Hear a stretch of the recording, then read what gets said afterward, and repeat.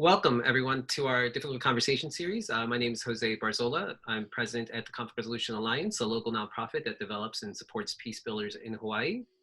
The Difficult Conversation series are 6 interactive virtual workshops that will assist you to be ready to have difficult conversations in your professional and personal lives. Today, session 5 is Difficult What Matters, discussing what matters with Dion Dizon and Robert Lillis. Thank you for joining us today to discuss how difficult conversations are part of life in mediation. Successful peace builders come with a robust set of personal skills. Some skills may not be innate, but can be mastered. Join us to learn tips and tools on getting to resolution when your parties do not see eye to eye on important matters. Dion is joining us today, who a little bio about herself. She builds trust and relationships through clear communication and understanding in everything she does. She seeks to improve people's quality of life. Dion earned her bachelor's from UH-West Oahu with dual concentrations in Anthropology and Political Science, along with a certificate in Democratic Principles and Social Justice. She currently works as the political director for the Hawaii State AFL-CIO. Dion entered dispute resolution almost 20 years ago as a volunteer on the Honolulu Board of REALTORS Grievance Committee. She's currently a volunteer mediator for the Mediation Center of the Pacific. Dion's broad range of interests and experience lends to her depth of understanding and practice of non-judgment. Robert, joining us today, has completed over 80 mediations for the Department of the Navy, has also served as a mediator for both the EEOC as part of the LAMP program and as a mediator for the Mediation Center of the Pacific. He has a degree in mechanical engineering from the University of Hawaii. Mr. Lillis is currently the Vice President of the Labor Education Advisory Council, UH-West Oahu, and has served on the board for more than 9 years. Mr. Lillis is the current president of the Machinist Union IAM and AWLL 1998 Honolulu, Hawaii, and was first elected to this position in 2006. In January 2018, Mr. Lillis retired from the Pearl Harbor Naval Shipyard Marine Machinery Shop. He's also a veteran of the U.S. Navy and was a qualified submarine and nuclear propulsion. And to get us started, I'm going to turn it over to Dion. Well, thank you so much, Jose. So before we get started, we have the little poll before we actually start. And I'd like to launch that poll. So if you would, just go ahead and click on which one of these you may have heard of or that you currently use.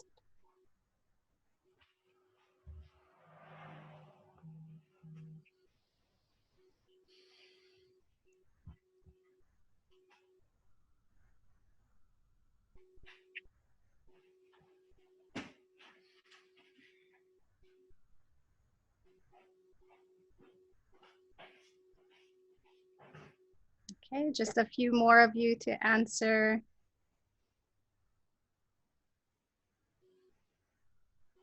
Okay, just in case no one, all right, pretty soon. All right. All right, can you see that? So with these results, I'm going to turn it over to Robert to go ahead and touch on the ones that nobody has heard of. Okay, thank you, Dion. I appreciate that, and thank you, Jose. Okay, first of all, let me just discuss what the willpower paradox is. It's one of the bottom ones. Okay, the willpower paradox comes out of the substance abuse field, and it's basically to say the difference between will I or I will. And what research has found that the open-ended question of will I is much more likely, will I be able to do something, is much more likely to succeed than the definitive statement of I will. So it is an important tool which we'll discuss early on in allowing us to succeed in having these difficult conversations. The next one I'd like to do is the accusational audit. Now, the accusational audit comes out of the work of Chris Voss. He's a well-known negotiator. He was the chief hostage negotiator for the FBI. And he talks a lot about, putting yourself in your counterpart's shoes, who's ever you're having this conversation is to really get to know them and the worst things they could possibly think about you. So that is also something we're going to discuss, and I see that as a good tool for both mediation, difficult discussions, and negotiations. One of the ones I like is you've heard of a postmortem when something goes wrong, we dissect it. Well, pre-mortem is a business tool, and there was a good article in the Harvard Business Review on that. And it's the idea of you assume that something went wrong to begin with. You just assume it was a disaster. Then you work backwards, and it's a tool to open up more thoughts, especially in a group where nobody wants to be negative. And even personally, you don't want to be negative about something going wrong. So it's a powerful tool to allow yourself to think the worst and then plan for the better. The other one is the WHOOP. I love WHOOP. WHOOP is wish, outcome, obstacle, and plan. So when you're setting goals, a lot of people want to be real positive with their goals, and it's shown that you want to look at the outcome and the obstacles and create a plan. So it's not just about being too positive, it's about looking at what are the barriers. So a lot of these things are looking to the barriers. Now, the other one I like to talk a little bit about is active listening. So even though most of you use active listening, I think that is one of the magic bullets in resolving conflict. It's a sincere listening, to make people comfortable comfortable, to make sure they feel heard. And it's all about the way I was taught active listening is some of that is repeating the parroting or the mirroring people's behavior, mirroring what they say, and how important that is to show respect. You can do it as a manipulative tool, which is really nefarious, or you can just do it as a sincere acknowledgement of the people you want. So thank you. Dion? Okay. Stop the share on that one.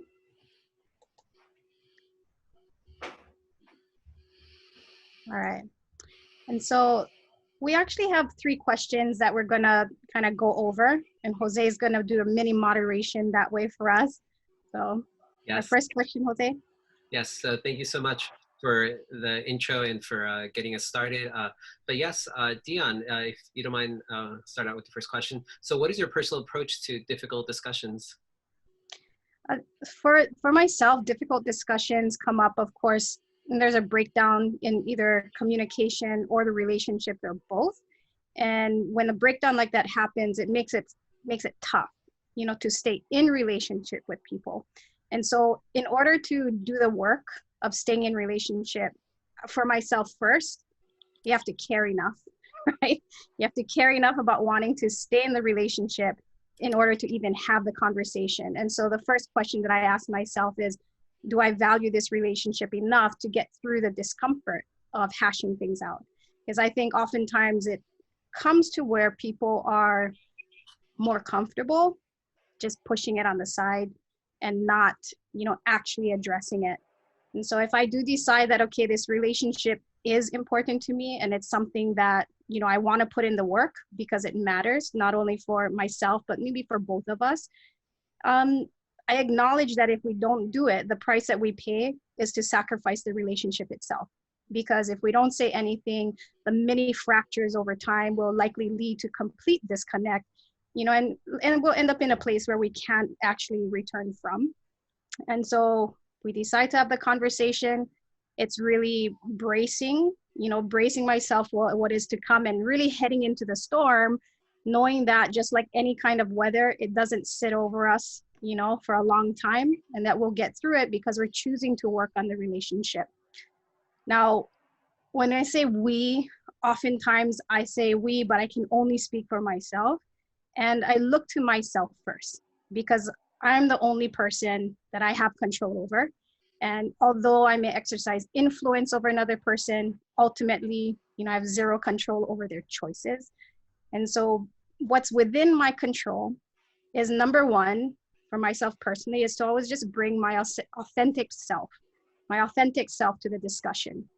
I think sometimes people might bring in a certain posture to the discussion. However, for myself, if you posture, it's really a way of, or like a display of strength, however, or an attempt to display strength, but it won't magically make me more than who I am. I can never be anybody else but me. And so, and I think also not being authentic, it's something to where people can actually, they're typically able to pick up on fakeness, and it contributes to low trust if you're not being authentic. And so as an extension of trust, again, speaking for myself, is to exercise the V word, which is vulnerability. And, and that vulnerability looks different for different people. So my mode of conversation on a daily basis may feel very high risk, and vulnerable for another person. And it's important to note that vulnerable doesn't mean doormat. And it's okay to have and to protect boundaries in a relationship that you care about. And this includes, not only relationships between adults, but also with your own children. I have children in their 20s now. So, at this age, I'm around for entertainment. However, it's that road that making sure you have boundaries growing up, because although you love and you want to give everything, it's also, you need to have boundaries that way. And so the last part of my personal approach is to recognize my come from. Where am I coming from? And to attempt to understand where the other person is or may be coming from what I can fathom. And because on the human level, I think the need to be right and the need to control could drive bad behavior and cause tension in relationships to persist. And so, if I want to have a difficult discussion only to prove that I'm right or to establish that I'm in control, then I know I'm not ready. I'm not ready to have that discussion or conversation, or in a conversation that will actually work to strengthen the relationship rather than drive, a deeper wedge. Thank you so much for just providing that insight into different ways to connect with people. And I think, yeah, you're right. Vulnerability, honesty, humility really can get you really a long way with just trying to build that trust with people. Robert, if you don't mind, same question. What is your personal? No problem. Okay. The typical response to a difficult conversation is like most things when it attacks you. Either you freeze, flight, or fright. So the typical reaction is, and I believe we can do better than that by preparing ourselves to engage in this difficult conversation. Now, one of the things you have to understand is your audience. And there's a quote that I like to say: only those who are eager to learn do I instruct. And that's from Confucius. So you have to know if the person you're going to be dealing with is willing to listen. So you can decide right away whether you're going to have this discussion or not, and not waste your time on somebody who is not prepared to listen. The other thing is, I'm going to preach what I practice and practice what I preach. I use those tools. Willpower paradox. Will I be able to have this difficult conversation? The pre-mortem. Assume that I just did a horrible job, and what can I learn? That this thing turned out to be an utter disaster, that I made the situation worse. Now, how do I work backwards to make sure that it doesn't create worse? And these are tools we can all use. The whoop, what is my wish? What outcome am I looking for? What are my obstacles? Obstacles are so important. What are my obstacles? I'm afraid to talk to this person. Are they going to be listening and stuff like that? And then a plan. Plans can be written, and you can plan this thing out. And I think that's good. For me, accusational audit. Oh, I'm the big bad union president trying to take advantage of people. I see that coming sometimes, and I have to deal with that. So I have to let them be comfortable with how they may feel about it. And then I'm just going to rehash about active listening, how powerful to give that respect to another human being, to show, to stop, to listen, to make eye contact, to the body language, the whole bit. It is a great thing. And I'm going to give permission for whoever I'm dealing with to say no, that no, you don't have to have this conversation with me. You can walk away. And one other thing I'd like to talk a little bit about is a thing, is you can, I know that compromise has a bad word. Oh, we don't compromise. You can value compromise without ever compromising your values.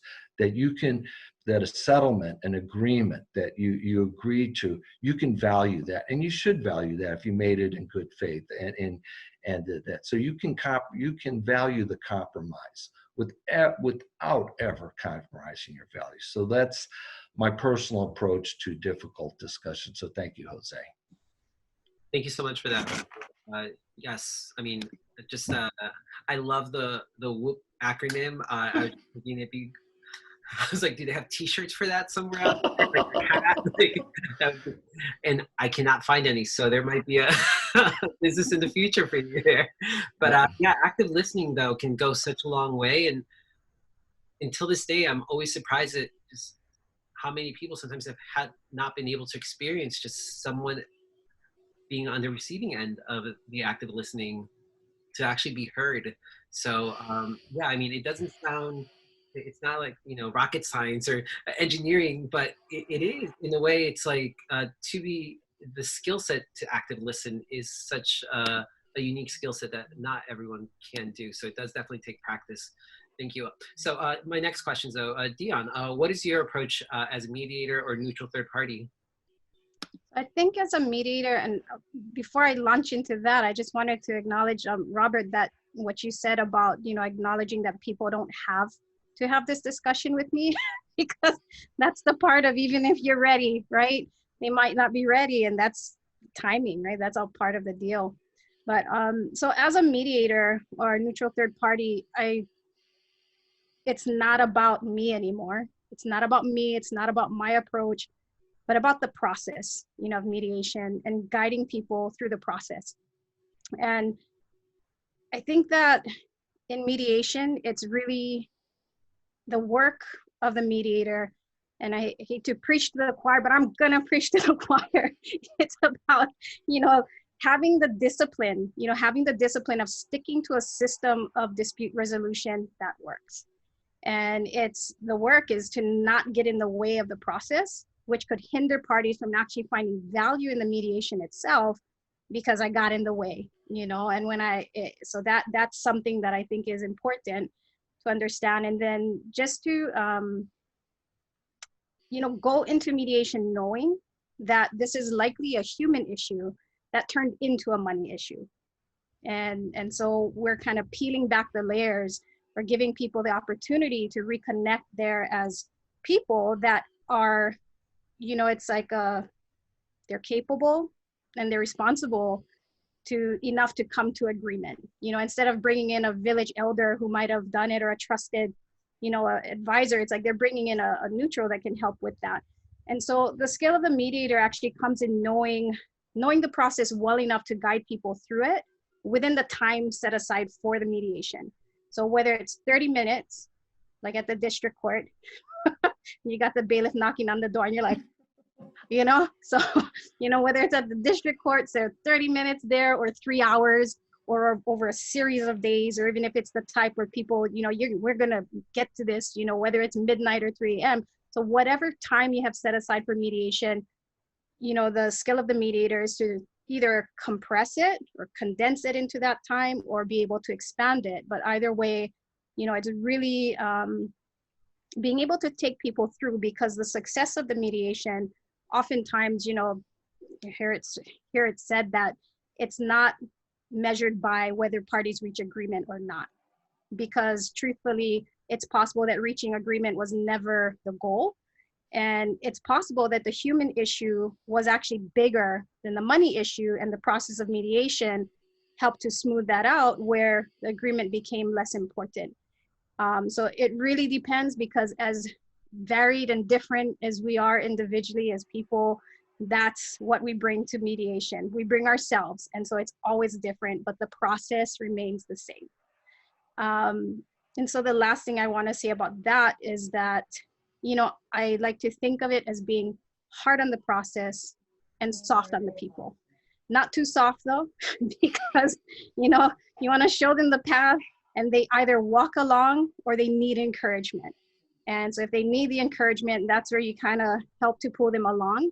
And either way, you know, I cannot work harder on their problem than they will, because in mediation, I'm responsible for the process, they're responsible for doing the work, and that's the heavy lifting of actually finding, you know, finding common threads that way. So, thank you.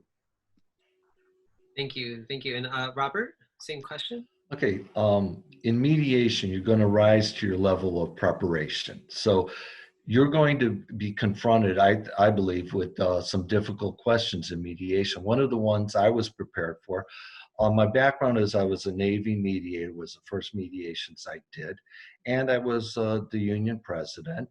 And so I figured that somebody would have objections to the fact that, you know, how is this going to be fair? And so I prepared myself. How am I going to deal with the fact that somebody may have a difficult time with my position? And sure enough, I had a senior ranking military officer say, hey, how can I trust you when I see on your resume, you know, your bio for the thing that you're a union president? How are you going to be fair to me? And I was prepared for that. And I simply said, you know, don't trust me, trust the process. The Navy has set up this well-tested and well-refined process for mediation. You can say no, and nobody can force you to settle this. So I'm not even asking you to trust me. I'm asking you to trust the process. And so we were able to really move quickly onto that, and it was a very smooth mediation. One of the other things I like to talk about a little bit on mediation is one of my favorite words, which is not a favorite word with many many people, is the word quit. I like the word quit, because when you give people the permission to quit, you empower them to be able to say no to something.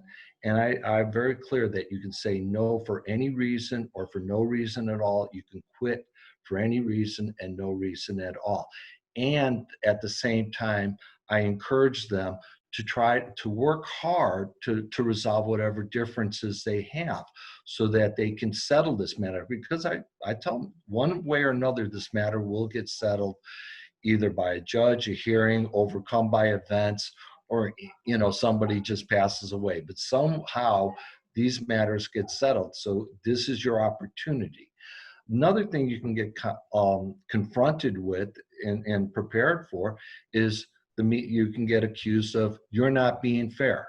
You're not being fair. And you should be able to be prepared for that. And one of the ways I prepare for that is by saying, help me understand, with sincerity, not with a gimmick, not with something, but help me understand how I'm being fair to you. And do that with sincerity and actually look, am I being unfair to them? Or is it just perception that this is a difficult conversation, a difficult mediation, and are they just stuck, you know, and they're blaming you? So be willing, let them talk, use your, you know, active listening techniques. You know, the other thing that Dion, I talked about in a mediation is the opening statement. To do that competently, you know, you can't be confident on the outcome. That's no control, but you can be competent in giving a good opening setting the right tone, and that sort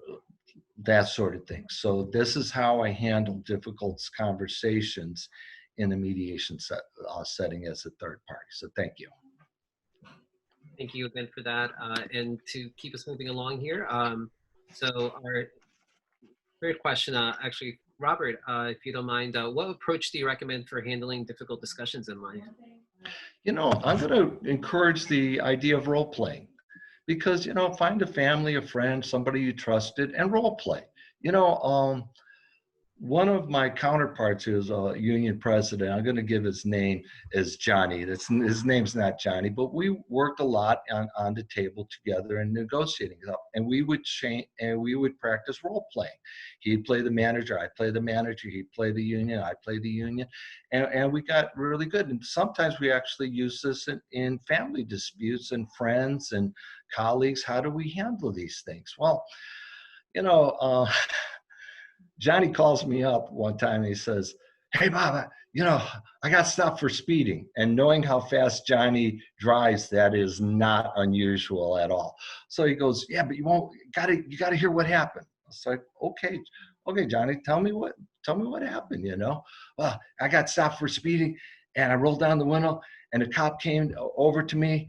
And the first thing I said to the cop is, "I bet when you stop people for speeding, they always deny it."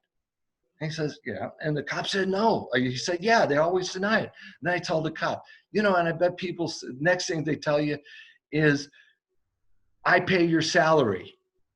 And the cop goes, yeah. And the third thing, I said, "And I told you, I don't think you get paid enough." And that was sincere.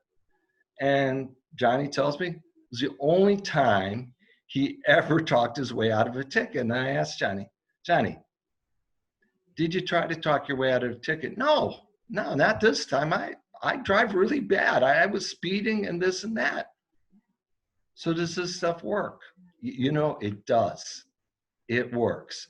And I'm going to encourage you guys to try some of these tools in your comfort zone and, within reason, and see if they work for you. So I would say role playing is a wonderful tool to get good at. It's good practice. It allows you to think on your feet when things are intense. And so a lot of that mediation training involves role playing. So I would encourage people, when they're having a difficult conversation come up, to actually use these tools and practice them where it's safe, and so that you can use them when the situation is intense. So thank you. Thank you so much for that insight on the role playing. Yeah, it actually made me reflect upon how many people I know in the field who actually do theater on the side. And so it almost makes me ponder. I'm like, maybe everyone can do theater, everyone who is a mediator out there. So that could be a nice little side project on the side, the mediator show. But Dion, same question, if you don't mind. So what approach do you recommend for handling difficult discussions in life? My general approach is conflict prevention. So just not get into it in the first place. And so I have this, I did this presentation before and I called it Soothe Monsters When They're Little. And so the reason why you soothe monsters when they're little is that you don't have to slay them when they're big. It's easier to take care of it when the monster's small. And I think the best approach to doing this is going to be to, it's really an adjustment and starting with our own perceptions, because when we're able to see past offensive behavior, the goal is to be able to see past offensive behavior instead of react to it, because rarely does what anyone does has anything to do with me, but mostly it's going to be what's going on with their own life, unless you actually did something, right? And so the question is, what is driving their behavior? Somebody could be snappy or a little peckish because they're hungry. I used to be like that. I'm a recovering hangry person, so try to take care of that early. So you don't know, maybe they're simple as being hungry. Maybe they're feeling under the weather. Maybe they're having problems at, homework, school. And then maybe it's, again, what I mentioned before, the need for control or the need to be right. But if you can see past offensive behavior, to try and just kind of like, okay, I don't know what's going on for you, but you can have your attitude and I don't need to respond to that, And so choosing not to react to bad attitudes, it's you're not going to take on automatically other people's nastiness. If they want to be that way, that's their choice, but you don't have to take that on and react to it. And the high road is not always the fun road. However, it is the road that has less conflict, you know? So if we're looking at conflict prevention, you know, we're going to choose our battles, right? We're going to choose when we're going to actually react to things. And so because the bottom line is, if you don't take offense, there's no conflict. You push back, you're fighting. You don't push back, it's like they're fighting themselves. Have at it, you know? And so to be fair, again, we are not called to have zero boundaries. But these practices will at least reduce conflict at the very least, because we react to less. And in reacting to bad behaviors or attitudes, you know, it's like we can still, if we're going to choose to react, we can still use our words wisely to de-escalate the situation. Because if we disagree respectfully, you know, we can actually help to de-escalate. You know, so I think it's when we choose to react, we choose how we react.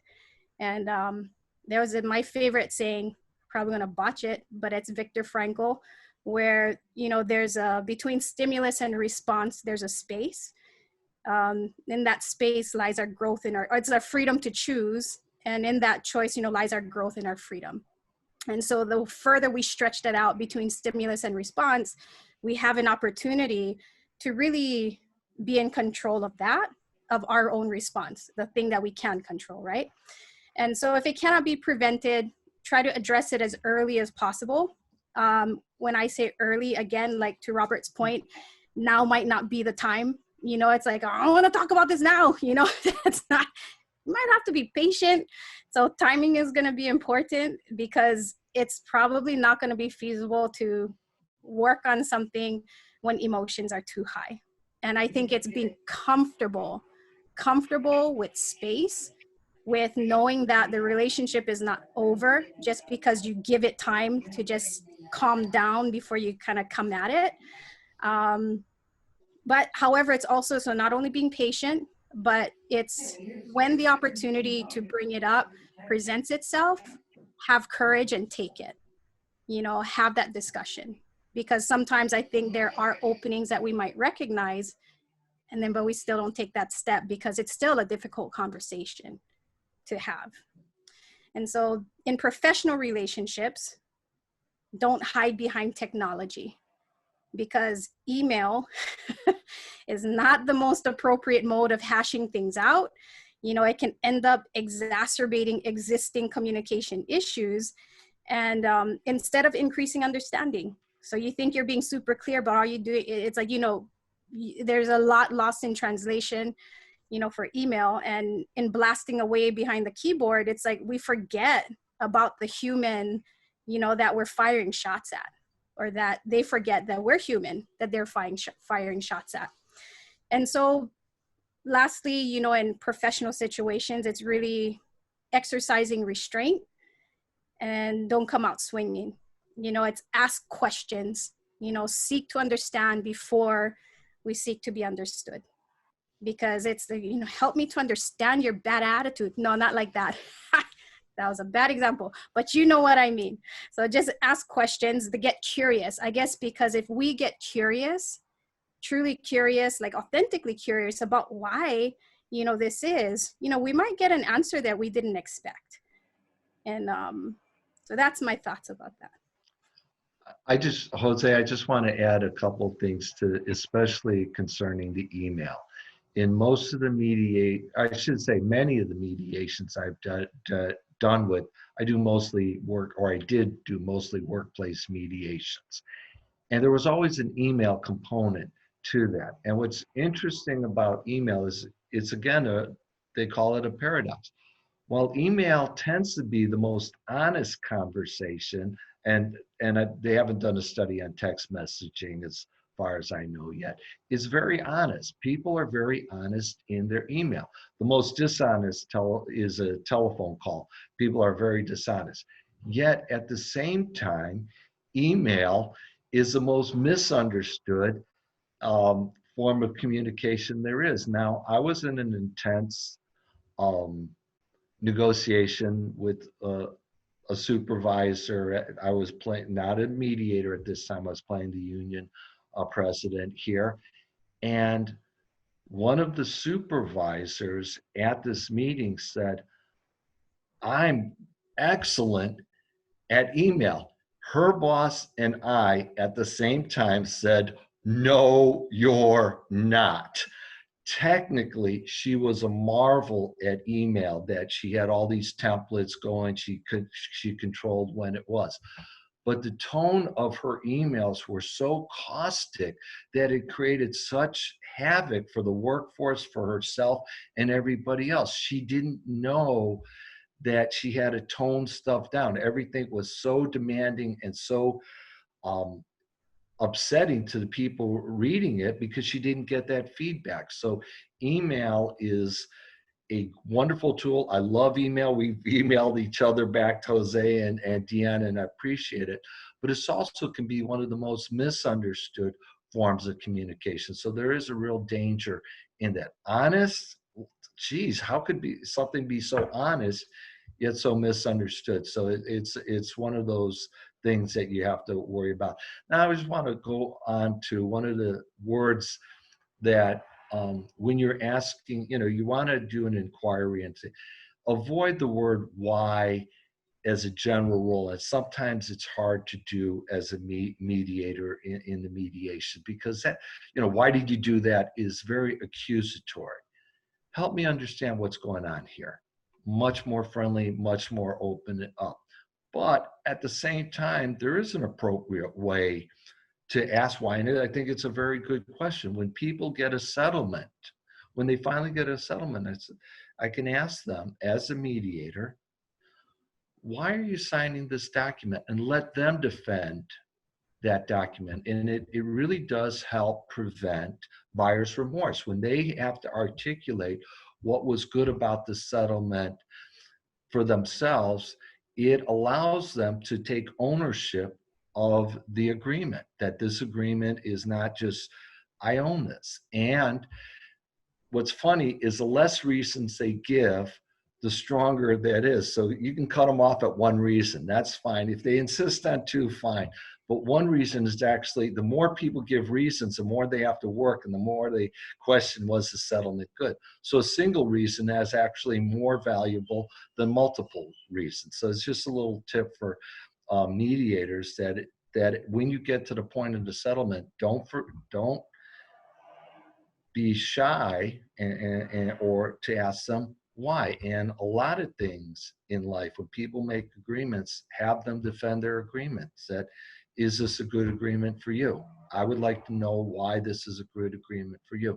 And they should be able to answer. If they agree to that, this is something that should be something that they're willing to defend.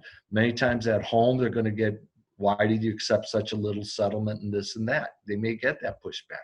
But if they're ready to defend it, then they'll be better off with it, because it's just one of those things. There's a lot of buyer's remorse in settlement agreements. So thank you. I have a question. If like by a show of hands, you can either use their hand raise feature, or just go like this.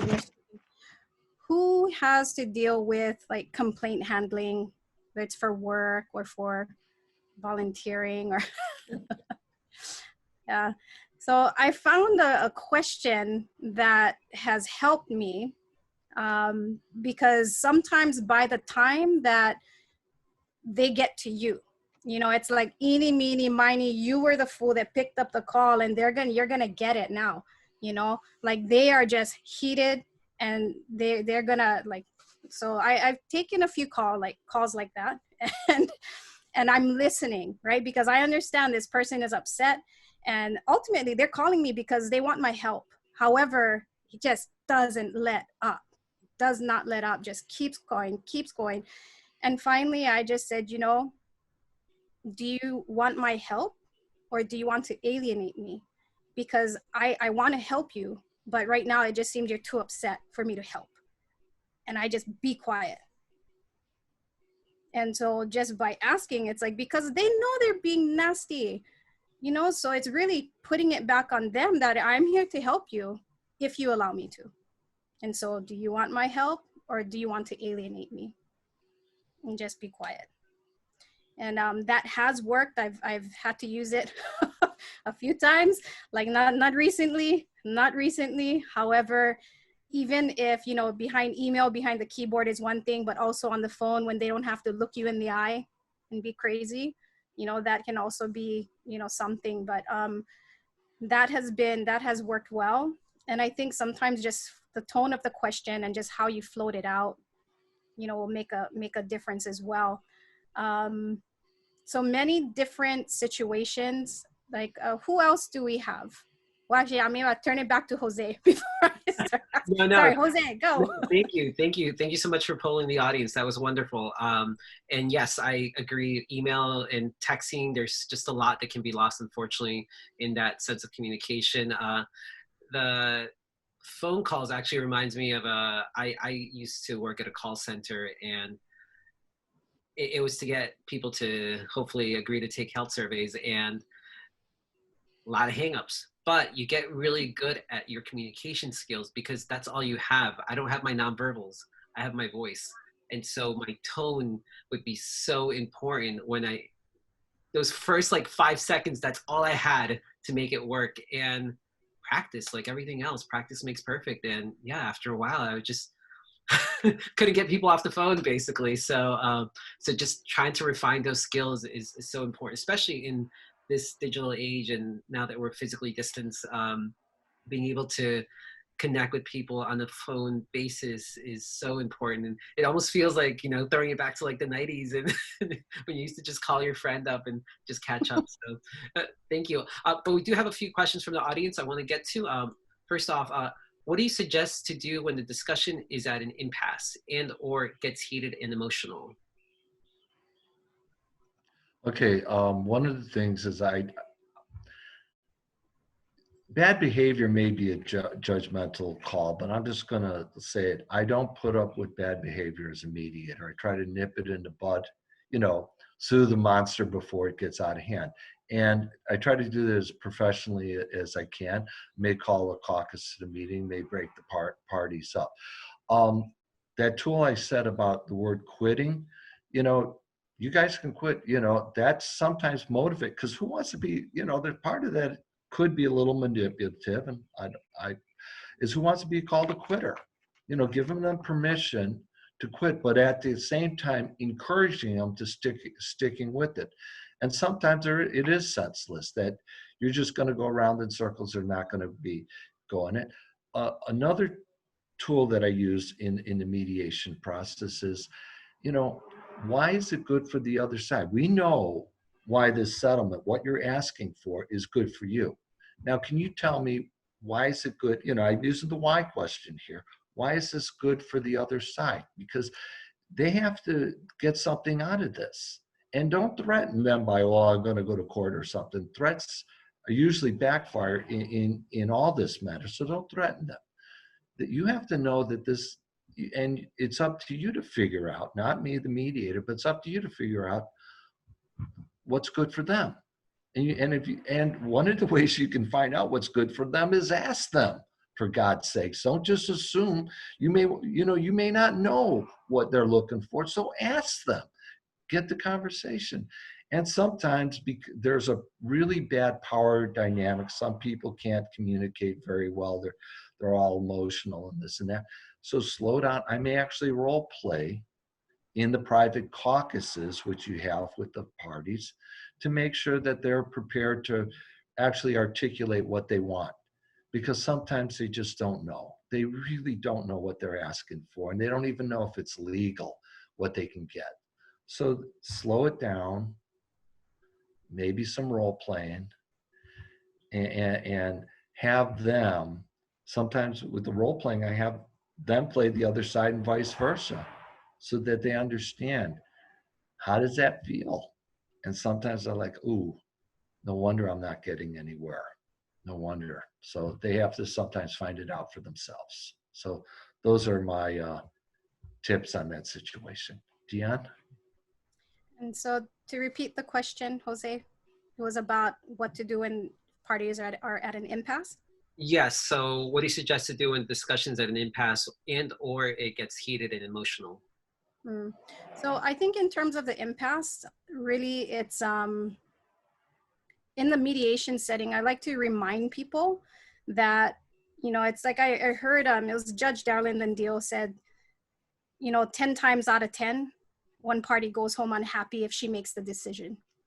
And so when we're in mediation, it's like, you know, I'll remind parties that, you know, you have an opportunity right now to actually find an agreement that you both, you know, that are mutually acceptable to you. It might not be exactly what you want, but it's something that you had a hand in creating. And it's really, I think silence sometimes, it's like you say something and you be quiet and allow people to process what you just said. And sometimes it's separating parties and then, you know, speaking more frankly to one than the other, depending on where the stuckness, where that is, you know, who's really being stubborn about it. And if they truly understand, and if you've, you know, that whole getting to yes, right? If they truly understand, like, what is their alternative if they don't come to agreement here. And again, it's always emphasizing that choice. Now, so that's if they're at an impasse, you know, I'll try that approach. And sometimes they're just way too far apart. And the time in this condensed setting, we don't have enough time. So if we have an opportunity to reschedule a subsequent session, we'll do that, because it's just not going to happen right now. We'll do that because we might be close, but just not there yet. In the mediation, the district court setting, they just go back into the courtroom if they can, because we don't have all day to sit there. So in terms of emotion, you know, if that kind of gets out of hand, typically, I have not had the worst behavior I had, and I'm just going to say it plainly because it's the truth for my truth, was from an attorney and in mediation. And it was really, in terms of being a zealous advocate, I'll give him that. But he is this, anyway, that was the one person I really had to put my hand up and just stop, because he knew better, you know. And, you know, me being, there was like one of my early mediations. And so that was only once. And after that, it's like, I'm on to you, you know, it's, I see you now. But, and so I think it's really, the earlier you can catch it, the better. If you notice someone is escalating, like, because you can see in the mediation if they're puffing up, and then we need to kind of bring that down before it comes to a head. So I think it's if you feel and you know that someone is kind of escalating, you see that they're getting more emotional, do what you can to diffuse it early, whether it's separating the parties, or even if it's a personal communication and you kind of see that happening, you know, sometimes it's just, you know, excuse yourself from the discussion. Because it's, if you know, like, sticking with it right now because your emotions are too high is not going to be productive, then with respect, just step away and just come back to it. Thank you so much.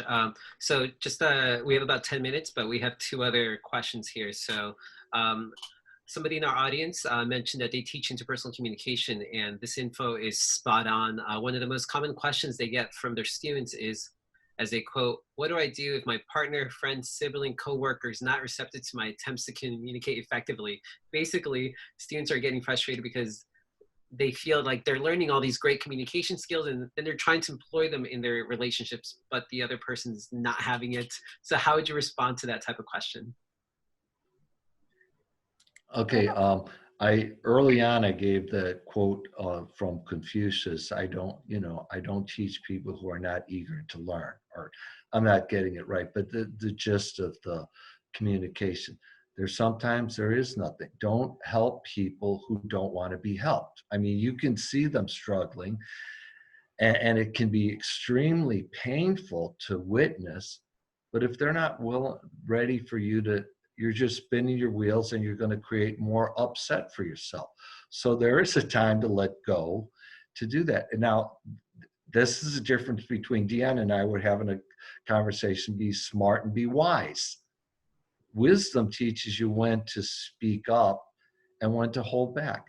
And it's a it's a lesson it's hard to discern. To start out with, you know, a lot of this is start out something slow in people's comfort zone. Now, I mean, I gave my position, you know, right away as a union president, and you've had to take collective actions and this and that. And what's really important, if I'm going to ask people to, you know, hold picket signs or come to the street, is deal with their comfort zone. This is an extremely uncomfortable situation for a lot of people to be through. So I have to talk to them. I work with them. I can't just have them jump into that and think, you know, that they're going to be ready to do that. It's very awkward. So deal with, you know, the small things, and you can parlay the small things into big things. So if there's this big elephant, maybe you can't start with eating the elephant, but you can start with eating a small chunk. You know, you could start out small and use that to build up. One of the mediations I was in is a guy was asking for a lot, you know, and I said, saying, look, typically in a mediation, you're not going to get what you're going to ask for. And he seemed really upset, but he says, look, if you able to work out a good settlement here, and this works for both you and management, you can parlay that into a better settlement later on. But they're not going to, they're in all likelihood not going to give you this until you can show them that. And once you show them that, you can use that as leverage. Hey, you felt, I know we felt uncomfortable doing it this way, but let's push it a little more. But, you know, you got to deal with people in their comfort zone. And Saul Alinsky, the famous, you know, Rules for Radical, articulates that far better than I can. So if you're interested in that, there's a resource for you. But Thank you, deal with people in their comfort zones. Thank you. Really follow up though to the question is, do you utilize the same communication skills when it comes to like your loved ones, your significant other, your parents? Yeah, so I was actually just gonna speak about that because like we made a distinction between your personal approach and then your approach as a mediator or third party neutral, because it is different, you know. So it's how you are in your professional life may not work at home. It's like, don't try to voodoo me, okay, with your mediation magic. They might not appreciate that. So yes, you may have the skills, however, it's gonna have to express differently in personal relationships. And that's why I kind of try to, you know, like for myself, I recognize that it is different because early on, I was told, you're not our therapist. Anyway, yeah. So it's something that I learned quickly, that it's like, even if I might have the communication, you know, it's something that we have to recognize. I have to recognize I'm part of the problem because I'm in this relation. I am the other person. And so recognizing that, what worked for me is not so much applying all of my mediation skills, but really responding differently to familiar triggers. That changed the relationship quicker. It was a little rough because when people think they know you, and then you begin to respond differently to familiar triggers, and you just you're consistent, they recognize that you're you know, it's they begin to respond differently. So the relationship changes as you change. I hope that makes sense because it does still apply. Your skill set, your skills, your communication, that still applies, but you need to express it differently because it's your relationship. Thank you. Actually, yeah, that definitely makes sense. And yes, I do not try to utilize my conflict resolution skills in the household. It's all out the window. So all new territory. Okay, I want to talk a little bit about active listening and being prepared, because I do a lot of active listening in a mediation, and I'm prepared to address it if somebody finds that obnoxious or you're just parroting me and this and that. And it's simply, this is how I'm trained to show respect. And if you don't want me to do that, I'll certainly stop that. Now, am I going to do that at home? yeah, and I get a frying pan hit in the head, because that's not how you communicate with your loved ones, or you should communicate with your loved ones at home. It's just not appropriate, you know. And but some of this stuff, though, being open, slowing things down, being ready to listen, oh, my gosh, that those are good things, and that's something we can practice with everyone, and I think it's appropriate. And there is some of the stuff we learn can be used nefariously, and I've seen it used nefariously in negotiations where people have taken advantage using, you know, different mediation or different negotiation styles, you know, that they try to lowball people on settlements by, you know, asking for the meaning. What does this mean to you? When they know it's about money, but they're just trying to say, well, they want to do recognition. No, I want the money. Okay, so I've seen some bad techniques at the table where people use some of these good mediation communications skills in a way that I would think is less than ethical. Thank you so much. We had one more question, but it kind of, I think, overlaps with some of the previous question. It was just around, are there ways to be equitable in the negotiation skills that you bring to the table? So I don't know if either of you want to just add anything additional to that. Okay, Dion, this is my opinion. Not always. Sometimes people settle for really lousy settlements, and as a mediator, you want to cringe, but it's their settlement. I mean, you're not in charge of the settlement, even though you may want to cringe at it. Unless if it's ethical, then you don't really have a choice. Dion, would you like to say a little on that too? I just have 2 words: fight fair. I mean, if you know you have the skills, you know, it's like they brought a knife to the gunfight. It's like, go trade down for the knife. I hate to say it that way, but it's really, be fair. I mean, and that's part of ethics, right? So in terms of how do you level the playing field as a mediator, process, and minding that process very well. Then in your personal relationships, fight fair. Thank you so much for just your wealth of knowledge. We are about 2 minutes out. I don't believe we have any more questions from our audience today, but I do want to just take some time to thank you, Dion. Thank you, Robert, for your time today. I greatly appreciate your insight, your feedback, your Juliana. I want to thank, Jose, I'm going to interrupt you here. I want to thank you, and I want to thank my partner, Dion. And I'm going to say, Dion, you made me wash the rice. We had a lot of good ideas that needed to be cleaned up before we could serve them to anybody. So you made me wash the rice, which I really appreciate. I'd like to thank the CRA and its board members for the opportunity to share with you any of the tools. I want, you know, I don't want you to believe or disbelieve anything I said. I want you to weigh and consider, and if these tools are helpful, please practice them.